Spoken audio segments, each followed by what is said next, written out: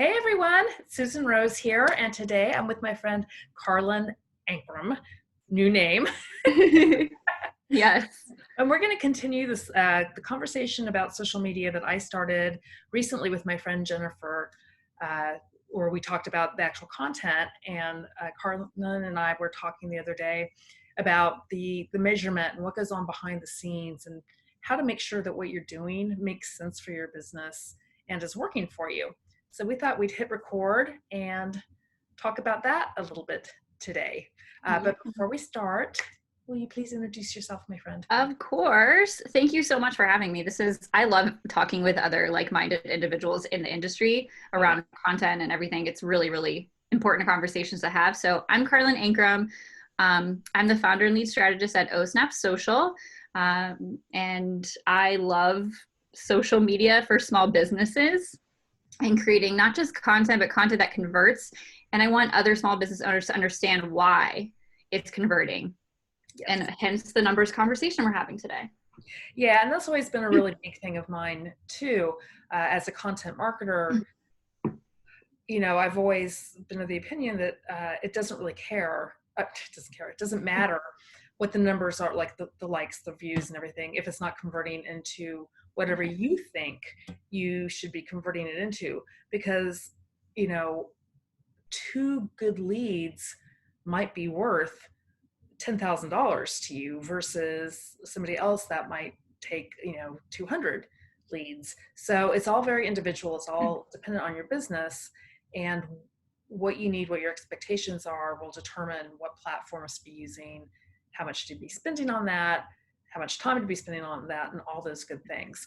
So let's start off with just what kinds of numbers, what kinds of metrics should people be looking at? Yeah. So I think people often get confused, and going back to what you just said, which is really an important point to just reiterate, is the fans, the followers, the likes, none of that matters. None of that matters unless it's converting out the other side. If you don't have money in your bank account, you should not care whether or not you have 10,000 followers on Instagram. Like, point blank, like, Yeah. right? Like, if you're not making money, you shouldn't care about how many followers you have. Right. Now, what you should be caring about is those goals. What are those goals that you have for your business, and how does social media and content marketing, for that matter, align with those goals? If you don't have any goals, it might be time to get some that are specific and measurable and also attainable. They shouldn't be, I want to get 10,000 followers in 1 month. That's not a real goal. Yeah, and I think that the goals should tie back to, like, what is the income goal? How much money do you want to be making? I mean, that's really the end of the day. Yeah. And, in my own business, if say I want to make $10,000, well, there's a lot of ways. I could get one client and make that money. Exactly. Or I could have, 100 clients to make that money. And it's not that one is better than the other. It's that I need to know what that is. Otherwise, what do you do? Yeah. And I think a really big important one for at least the social media side from measurement standpoint is a few things. One, how many new people are you reaching with your content, which there's native analytics for that, but also how many people are you getting over to your website to take that action that you wanted them to take from your content on social? How many clicks are you getting to that blog? How many people are reading that blog, filling out the form at the end to get your freebie? All of those things need to be measurable, and all that can be tracked in Google Analytics. So if you don't have Google Analytics set up on your website, friends that are listening or watching to this, double check that and start to understand a little bit about your social media and how it drives traffic for you. Because in the long run, yes, it's great to have engagement and all of that, but if those people aren't paying you, again, what do we care? Right, and that's kind of along those lines. I'm just going to go on a little bit of a soapbox right now about kind of one of my pet peeves that I see in all these courses, like become an Instagram millionaire and get 10,000, 10K in 6 weeks, whatever. Regardless of the platform, regardless of what people are telling you, if you look at what these people are doing to get that money, they are using a platform. They are getting people to get onto their mailing list. And that's where they're making their money. They're not making money from the posts, from actually being on that platform. They're making the money from converting that person into somebody onto their mailing list where they can then sell them through a funnel or something like Yep, that. exactly. So 100%. that is the purpose of that. That is like every single thing you're doing on social media is about getting people to your website, getting them onto your mailing list. They And need to do something. yeah, yeah. So they do something. Okay, down off that little soapbox. No, but like I think this That is drives me crazy. Yeah. No, but I think this is an important tangent because with social media, it's often for most people, not everyone, it's the top of the funnel, right? It's like where you have the most eyeballs that can see who you are, learn who you are, start to build that awareness piece of the buyer's journey that you talk a ton about. And I'm a big advocate of as well. And how do we get those people to do the thing that we want them to do, whether it's click the button to make, email us, call us, go visit our well curated content that we spent time and money and resources creating, download the freebie. Like all of those things are part of that system. You can't just expect to sell right out the gate on social. That's not how it works. That's not how people are acclimated on social. So I definitely would just track what pieces of content are getting, one, the most eyeballs from your strategic sense, and two, how many clicks to your website are they going to? How many people are clicking the email? How many people are taking that action? And if you don't have the proper system set up to track that, it might be, it might be a little clunky. It might have to be a little manual for a while until you maybe have adopted a system that does that. But definitely like popping the hood and taking a look will do you well, because then you can create more content that works versus content that doesn't work or doesn't drive traffic or doesn't get people to do something. So yeah. So this leads into a good questions, because you're looking at, okay, so how much of this is turning into that, that action, whatever it is we're tracking. But how do you know if your result is good or not? What percentage of people that see your post or something are going to take that action? Like, how do you know where to start? If you need 100 people to get onto your mailing list, how many people need to interact with some form of content from you? Yeah, I love that question. I don't know if there's like a pure, like cut and dry answer. There's not. Let's hear what you have to say. Well, look, I mean, like I always say it's a number, everything is a numbers game. Like if, I always like start with like how my sales conversations go typically and how long it takes me to close somebody. And then I kind of reverse engineer that and say, okay, if I need 100 people, then I'm probably going to need, a couple hundred people to convert half of them or quarter of them or whatever that is. So, yeah, I would love to hear your thoughts on that. Yeah, well, like you said, there are some numbers floating around out there. I think anytime you start looking at those numbers, you have to understand that your business is unique, and some people are going to have better numbers, some people are not. But typically what I see for myself, what I see for a lot of my clients, what I've heard from other experts is it's roughly 10%. So if you're running a Facebook ad and you want 100 conversions, help me with the math there. Is that 1,000? A lot. But you're going to get 10% of whatever eyeballs see your ad are the ones who are going to actually click. Right. And there's a percentage of that are going to convert. So you have to just whittle it down and reverse engineer those numbers. Exactly. But suffice it to say, if you need 10 actions, you need to get in front of more than 10 people. Absolutely. Yeah. It's not a one-to-one. The numbers need to be in your favor. And if you're like, I'm only going to share this with 10 people and they're all going to close. Right. That's not gonna happen. I mean, I like the belief, but. Yeah. And so then that gets us into, so you have to look at that. And in my content planner, I actually have some worksheets for like just kind of figuring out what those lead numbers are. And, for people who haven't measured before, that can feel very overwhelming because the numbers start feeling really big. Yeah. So the thing I want to say about that is, we don't tell you this for it to scare you. We tell it to you so that you can make better choices about where you're spending your time. Yep. For my own story is a few years ago, I went all in on, I'm going to run Facebook ads to the webinar because I don't want to actually have to talk to people, and I'm going to do that whole thing. Yeah. And I learned how to do it, and my ads were actually quite successful.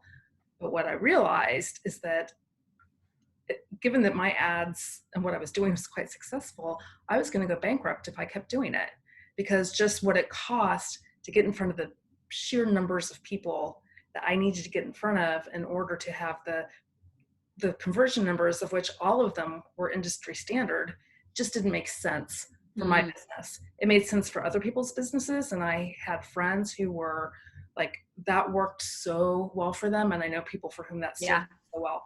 So I'm not dissing that, but a lot of people, when somebody's coming to me and they're selling $100 or like really honestly anything less than like $5,000 product, it doesn't make sense. No, agreed. Run the ads because you're going to lose money. Yeah. So, I did that, and then I went back to, okay, what does make sense? Oh, when I do actual one-on-one networking and talk to people and get to know them and then bring them into my funnel that way, where then they get to know me better through the content, the things I'm doing, that's what works. And yeah, it's a time expense for sure, but Well, and I think just like talking about all the noise that is out there, especially right now where we're kind of all kind of clued into different ways people are marketing their businesses right now, it's overwhelming to see, well, like this person's doing this, maybe I should try that. You have to be able to measure, like to your point, what works and what doesn't for your own business, whether it's running Facebook ad traffic or not, whether it's doing the one-on-one, building the relationships, which I also agree is like the best form of marketing. It's just chatting and building relationships and that are authentic and real. Because ads can get really expensive. I too have done the course route and done the ads, and it was expensive. It is. I bought a lot of data, like, which is great, but at the end, it didn't turn out to be profitable as I envisioned it to be for myself. Right. That's as I envisioned it to be. Yep. Worked. It didn't make sense. Now, on the other hand, I own a massage center with my husband, and our advertising and outreach has always been 100% paid ads. Like we don't do any face-to-face networking for that business, because for our particular business, which is not all other massage businesses, that does not have the return it needs to have. Whereas if we expend that money on ads and and content, that's where we have those conversions. So the point is that you have to play around with it. You have to figure it out for your own business. You have to test it. Try the things that feel good to you or what you feel comfortable doing. And that's why I even say with social, people are like, which channel do I start with? And I'm like, pick one that you, one, enjoy, and two, that you think your audience is on, and then do a lot of market research around it and start to test and tweak. By sitting back and like over analyzing, notice I didn't say analyze, just over analyzing, is this going to work?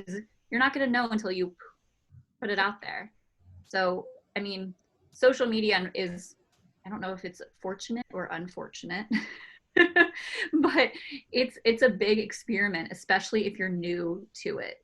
Well, all marketing is a big experiment. We always joke in our household, we've got our marketing budget for what we know works. And then we have the marketing budget for the spaghetti that we're going to throw on the wall. And that's part of being in business, is like, you do have to, and again, it's like not necessarily a financial expense, like either time and or money. You have to put into marketing your business. You just do. And that might be hiring it out to have somebody else do it for you. Right. That time and or money needs to be spent to grow your business. We're totally getting off topic here, but it happens when the two of us talk. So back to the numbers. Yeah. So we're kind of talking about the primary things to measure. Do you have any other thoughts about that? Like, what should people be looking at? Like, I know that looking at your website clicks from your social. I mean, that's, and then do those clicks result in emails? and how many new email subscribers are you adding per month, per week, etc. If that's your goal, I think it all goes back and stems from like, what are your SMART goals that you've outlined for your business? Mm-hmm.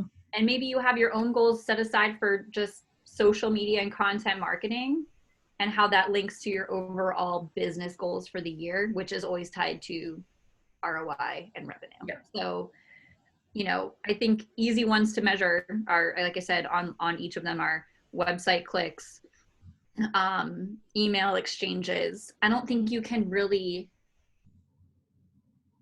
I mean, people will measure this, but it's all vanity. Like, comments are great, engagement's great. It helps you build that rapport and that relationship and that awareness. Mm-hmm.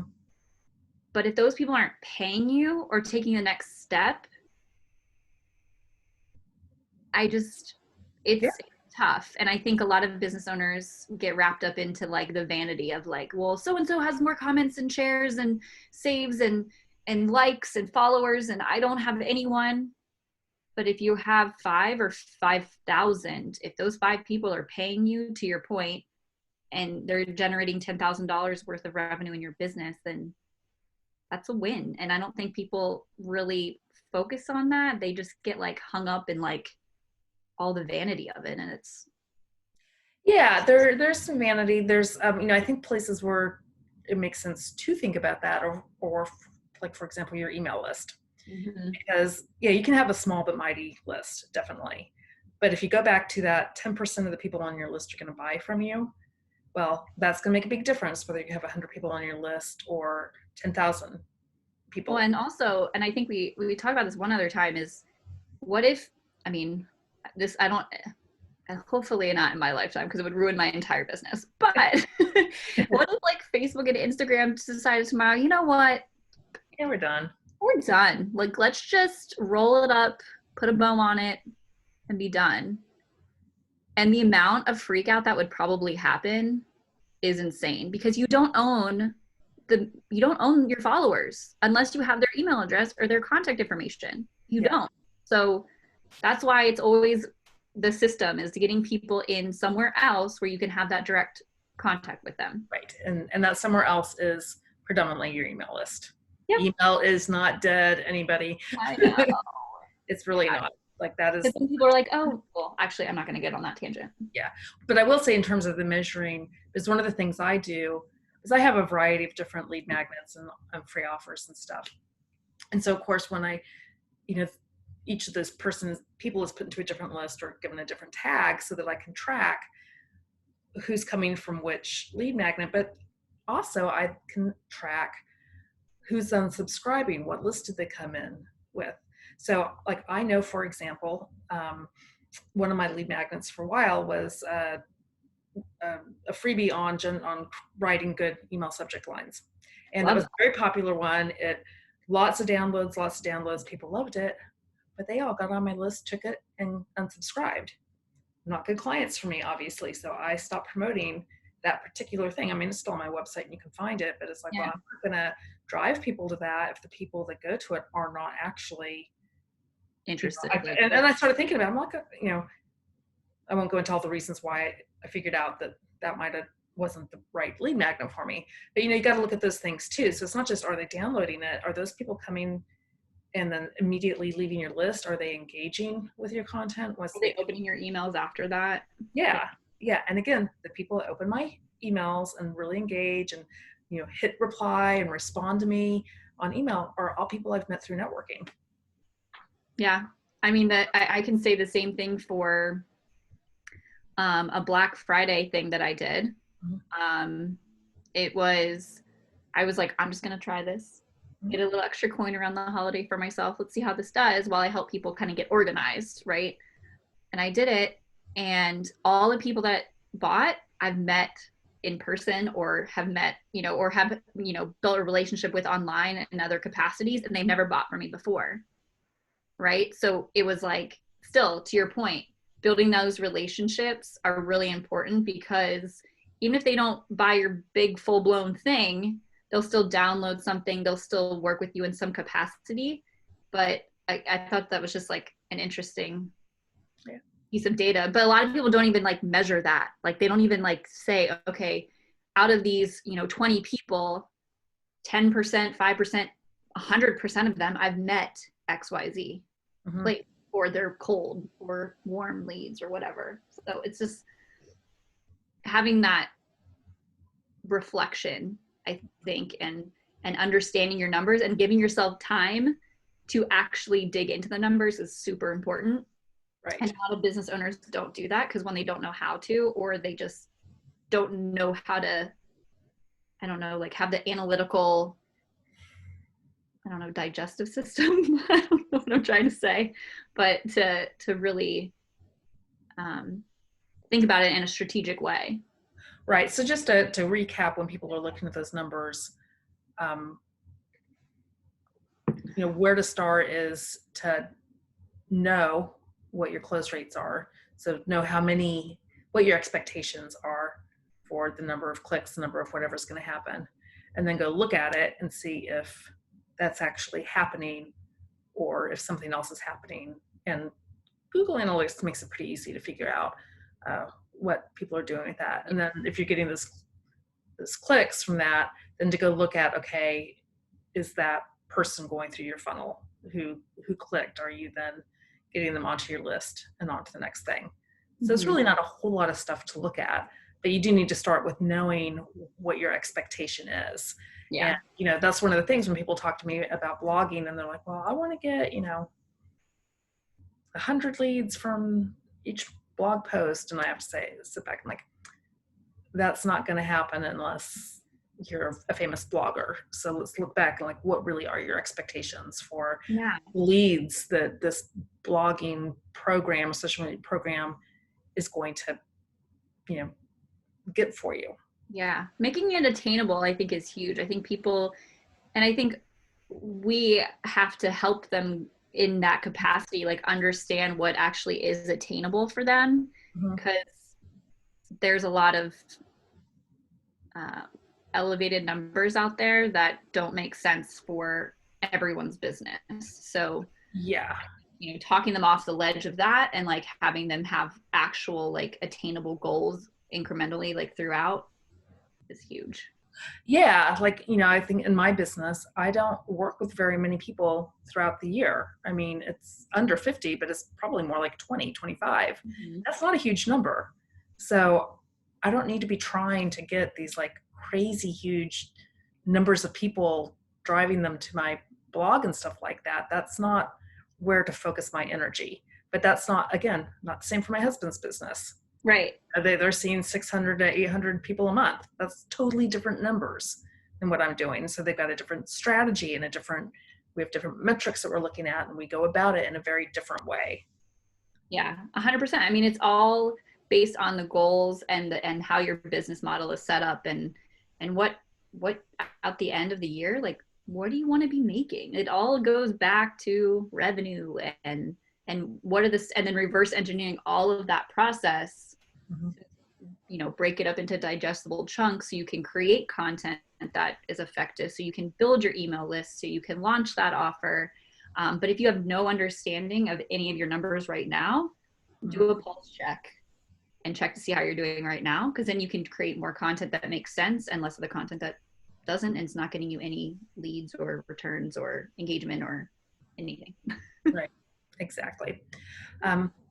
Yeah, so that's good. So we're going to wrap up here in a minute, but I want to just circle back and just address something that both you and I have said, and that's we both talked about how powerful face-to-face networking is when we both work in the content, social, digital worlds. So I always feel like I want to talk about that. I don't want to, this feels like an elephant in the room when you got two people who make their living doing digital content saying, oh, go meet people face-to-face. So let's just talk about why there's the need for both.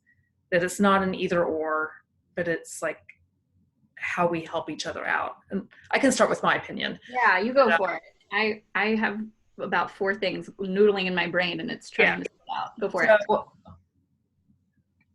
Nothing will ever replace personal relationships. So you have to go meet people face to face. You just do.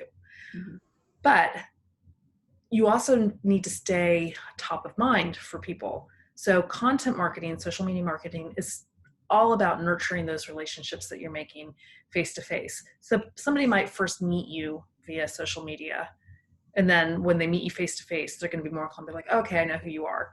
Or vice versa. You meet somebody networking and then they see you, that they engage, they get on your list or whatever the case may be, and they get to know you that way. So it's a symbiotic relationship. It's, I believe you can't really have one without the other. I think they're both very important. But I do see people often thinking that they can just forgo. I mean, I get a lot of people calling and saying, I just don't want to talk to people. So if that's what you're feeling like, sorry, you have to talk to your clients. You just have to. Sorry, that's another conversation for another day. Yeah, no, I totally agree. I think it is very symbiotic. I think you can't have one without the other. And even the relationships that I've built online through social media, with other marketers and other networkers out there, is every time I meet with them in person, I feel like, one, I already know them, and by meeting them in person allows me to build a relationship at an even deeper level than I could in a digital space, right? So I know who they are, they know who I am, but having that face-to-face and building upon those foundational blocks that you've already made from a digital capacity is huge. And every year, and that's the reason why I go to like large conferences, like Social Media Marketing World, that we squeezed in just before all this stuff was craziness.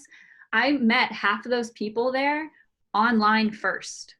And every time I go there, it's like you never, the best friends that you've had for years, right? And it's like you're separated and you meet and you're like, we didn't skip a beat, right? Yeah. It allows you to build that relationship even deeper. So I 100% agree. And a lot of to be frank, a lot of my relationships in the business world do start on social. Yeah. And then they kind of snowball into, like, let's meet up, or let's go here. Are you going to that conference? I can't wait. Let's make sure we hang out. So, I definitely agree. You got to have both lanes, and you have to be able to talk to people. And video like this is a great way to kind of start. It counts as face to face. Yeah. Yeah, for sure. And like, I've never met you in person. Yeah. Mainly because of this craziness, but I've never met you in person, and I feel like I know you because we've been having these conversations and we're able to see each other in this digital capacity, which is pretty stinking cool if you ask me. I will ask you, is it stinking cool? Cool. Yeah. Well, so on that fun, happy note, we will wrap this up. Anybody listening to this, if you've got questions, put them in the comments and we will get back to you on that.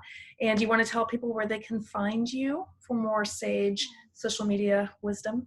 Yes. osnapsocial.com. You can find all my channels are linked up there. If you want to hang out and see behind the scenes, Instagram, osnapsocialkarlyn on Instagram. Beautiful. And for me, the best way to interact is through my Facebook group, the Impact Driven Women Entrepreneurs Helping Each Other. That's the place where I show up often, and I answer questions and I give advice and I help people figure out how to be more visible in this digital world. So we'll drop the links to both of those in the comments also. Great. Thank you so much. This was so much fun. Yes. I will talk to you later. Bye.